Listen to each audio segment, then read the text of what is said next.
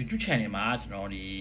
trading account ဖွင့်ရတဲ့ပတ်သက်ပြီးတော့ဒီ trading account ဖွင့်ပုံဖွင့်နည်းပေါ့နော်ဒါ 100% credit ပေါ်နဲ့ရအောင်ဘယ်လိုဖွင့်ရလဲဆိုတဲ့ပတ်သက်ပြီးကျွန်တော်ဗီဒီယိုတစ်ပုဒ်တင်ခဲ့တယ် Okay လက်ရှိမှာတော့ကျွန်တော်တို့ဒီဂျန်လဲပြီးသွားပြီပေါ့နော်ကျွန်တော်ဂျန်လဲပြီးသွားပြီကျွန်တော်ဒီ time မှာဆိုကျွန်တော်ဆုံးခံလဲပြီးသွားပြီဆိုတော့ကျွန်တော်တို့ဒီ trading account ဖွင့်နေကျွန်တော်အလုပ်ဒီဘက်ကိုကျွန်တော်ပြန်ပြီးသွားလိုက်ပြီပေါ့နော်ပြန်သွားလိုက်မယ်ဆိုတဲ့အခါမှာကျွန်တော်ဟိုတနေ့ကပေါ့နော်ကျွန်တော်ရဲ့ဒီ YouTube channel မှာကျွန်တော်ဒီtrading account ဖွင့်ရတဲ့ပတ်သက်ပြီးတော့ဒီ trading account ဖွင့်ပုံဖွင့်နည်းပေါ့နော်ဒါ 100% credit ပေါ်နဲ့ရအောင်ဘယ်လိုဖွင့်ရလဲဆိုတဲ့ပတ်သက်ပြီးကျွန်တော်ဗီဒီယိုတစ်ပုဒ်တင်ခဲ့တယ်ဒါကိုကျွန်တော် YouTube channel မှာတော့ကြည့်လို့ရတယ်အမှဆိုရင်ကျွန်တော်တို့ဒါအမှကျွန်တော် Telegram မှာ account ဘာသာတယောက်လာပြောထားတာပေါ့နော်သူကဘယ်လိုလုပ်လိုက်လဲဆိုတော့သူကျွန်တော်ဟိုပေါ့နော်ဒီ account ဖွင့်တဲ့နေရာမှာဘယ်လိုမျိုး error ဖြစ်သွားလဲဆိုတဲ့အခါမှာကျွန်တော်ရှင်းပြပေးမယ်ကျွန်တော်ဗီဒီယိုအစမှာလည်းကျွန်တော်ပြောခဲ့ပေါ့နော် trading account ဖွင့်တဲ့အခါမှာကျွန်တော် error မဖြစ်အောင်တော့ website ဖို့လိုတယ်မဟုတ်ဘူးဆိုရင်ကျွန်တော်တို့မေးအစ်ကျွန်တော်မှတ်ပုံနေအစ်ရှိဖို့လိုရဲဆိုတဲ့ဟာမျိုးကျွန်တော်ပြောပြီးရပေါ့နော်ပြောခဲ့ပေါ့နော်ပြောခဲ့ဆိုတဲ့နေရာမှာသူ့အနေနဲ့ကဒီ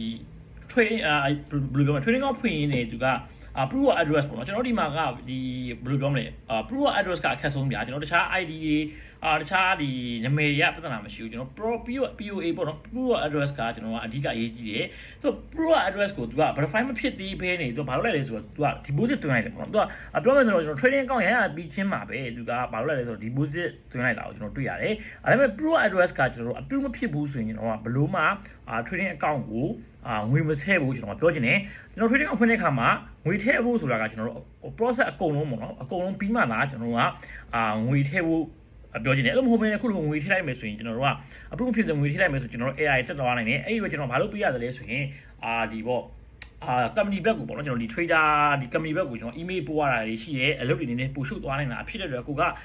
training ကောင်ဖွင့်မယ်ဆိုရင် sorry တဲ့ကိုကတာကိုဖွင့်နေတယ်ဆိုရင်တခြားလေးဒီ type ဖွင့်ရမယ်အဲ့လိုမှမဟုတ်ဘူးဆိုရင်ကျွန်တော်တို့ဒီလာဖွင့်ခိုင်းလို့ရတယ်အဲ့တော့ခုနလိုမျိုးမလို့အဖက်ပြဿနာတက်သွားခဲ့ရင်ဆိုရင်ကျွန်တော်တို့ဒီ Telegram မှာလာမေးလို့ရတယ်ကျွန်တော်တင်းကလူရှိရဲတွက်ပြပေးလိမ့်မယ်ဘယ်လိုမျိုးပုံစံမျိုးပြန်ပြီး fix ဖြစ်အောင်ဘယ်လိုမျိုးဒီ deposit သွင်းတဲ့ငွေကို trade ကောင်ပြန်ရအောင်ဘယ်လိုလုပ်မလဲဆိုတာနဲ့ပတ်သက်ပြီးတော့ပြပြပေးတော့ဖြစ်လို့ကျွန်တော် Telegram account လေးလာလို့ရတယ်ကျွန်တော်တင်းရှိရဲခုမှဗီဒီယိုသွားကြည့်မဲ့လူဆိုလဲကျွန်တော်တို့ဒီဗီဒီယိုကိုကျွန်တော် YouTube မှာသွားကြည့်လို့ရပါတယ်ကျေးဇူးတင်ပါတယ်